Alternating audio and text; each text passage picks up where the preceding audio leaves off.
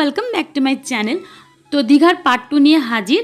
First পার্টে তো দেখেইছো তোমরা যে জাস্ট হোটেলে ইন করলাম, তো ফ্রেশ ট্রেশ হয়ে না সবার ফার্স্টে ভাগ্নির জন্য খাবার অর্ডার করেছি। তো এখানে ডাল, মাছ ভাজা আর ভাত, বাট ভাতটা অনেকটাই দিয়ে দিয়েছে, ও এতটা খেতেই পারবে না। এমনিতেও জ্বরের জন্য না খেতে পারছে না একদম, তার পটেও হচ্ছে না এখানে আসার পর থেকে। তো এতটাও কিন্তু খায়নি, যতটা নিয়েছি ততটাও খায়নি।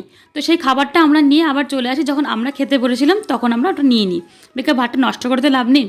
আর আমরা এখানে খাবারের জন্য অর্ডার করেছিলাম পমফ্রেট থালি একটা ছিল, আর তার মধ্যে ছিল পমফ্রেট মাছ আর আলু পোস্ত, ডাল, ঝুরি আলু ভাজা, অনেক রকম ছিল, চাটনি, পাঁপড় আর একটা কিছু সবজি ছিল আর কি, নামটা আমার ঠিক মনে পড়ছে না এখন। তো যাই হোক, কোনো খাবার টেস্ট ছিল না। পমফ্রেট মাছটা তো একদম জঘন্য, জাস্ট ডাল ভাতটা খেয়েছি, ওটা একটু ভালো লেগেছে। তো তারপরে না খাওয়া দাওয়ার পর আমি, জামাইবাবু, দাদা আমরা একটু বেরিয়েছিলাম সমুদ্রের ধারে যাওয়ার জন্য। আর দিদির তো হঠাৎ করে আবার জ্বর চলে আসলো, প্রচণ্ড গা গরম। তো দিদি আর মার দুজনের শরীর খারাপ, মানে মার জ্বর ছিল না, কিন্তু হঠাৎ করে মার যে কী হলো, মানে শরীরটা একদম চলছেই না, পুরো ক্লান্ত লাগছে, মাথাটা গাটা গোলাচ্ছিল, একটুখানি মাথা ধরেছিল। তার জন্য মা আর দিদি আর ভাগ্নি রুমেই ছিল, আমরা জাস্ট একটু বেরিয়েছিলাম, বাট বেশিক্ষণ থাকিনি, কারণ ওদেরকে ছাড়া না ভালোও লাগছিল না। আর এই দেখো সমুদ্রে এখনও পর্যন্ত কত লোক, মানে প্রায় সবাই স্নান করে মানে উঠে যাচ্ছে আর কি, চলে যাচ্ছে বাড়ির দিকে। তো এখন বাড়ির দিকে না, হোটেল রুমের দিকে যেতে থাকে আর কি। তো দেখো পুরো চারদিকটা না এখনও কিন্তু লোক আছে, সেই তুলনায় বলবো আমি, কিন্তু ভালো লাগছে। আর প্রচণ্ড রোদ, মানে চোখে আমার পুরো রোদ লাগছিলো, সানগ্লাসও পরিনি সেই সময়। তো যাই হোক, খানিকক্ষণ থাকার পরে আমি আবার চলে আসি রুমেই। আর যেহেতু দিদির না বিকেলের দিকে, মাঝখানে তোমাদের সাথে কোনো ভিডিও শেয়ার করতে পারলাম না, কারণ বাড়িতে এসে পরে আবার ভিডিও করা হয়নি।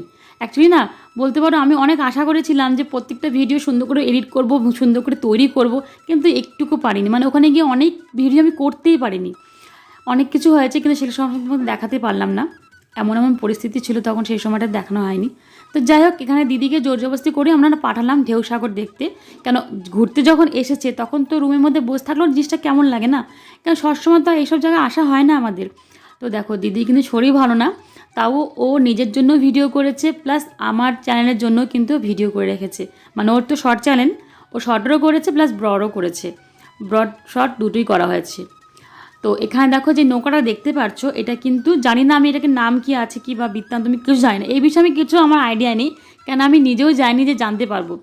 তো যাই হোক, এখানে দেখলাম যা পার্কটা ভীষণই সুন্দর, পুরো লাইটিং পার্কটাতে, সেজন্য এই পার্কে না রাত করে লোকে আসে। প্রচুর দোকান ছিল, বিভিন্ন রকম ব্যাগ, টুপি, শঙ্খ, তারপরে ঝিনুকের যে সমস্ত জিনিস সেগুলো পাওয়া যাচ্ছে।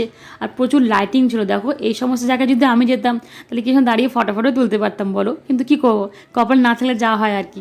কিন্তু নেক্সট টাইম যদি কোনো সময় আমি আবার যেতে পারি আর কি, জানি না যেতে পারবো কি না, তাহলে আমি এই পার্কে অবশ্যই যাব।